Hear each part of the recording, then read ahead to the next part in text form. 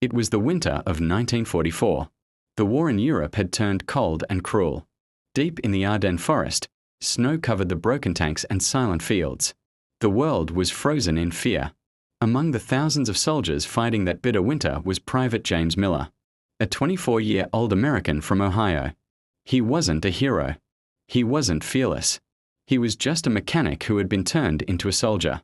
4 days, his unit had been surrounded by German forces. Food was running out. Radios were dead.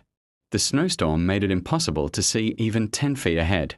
But James had one mission: to protect his wounded captain. Lying in a barn half buried under snow. Every night, James crawled out of hiding to look for supplies. The forest was filled with danger: enemy patrols, sniper fire, and freezing winds that could kill faster than bullets.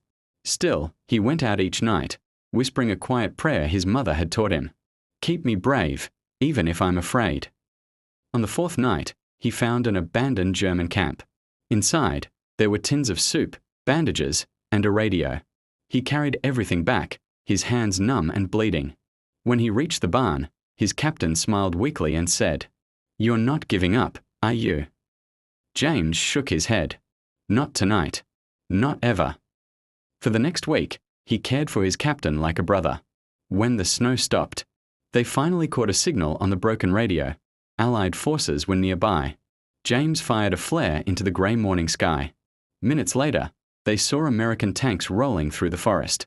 They were safe. After the war, James returned home, quiet and humble. He never told his story to anyone. But years later, his captain wrote in his diary, "When the world was lost in darkness, one man's courage lit a fire that never went out.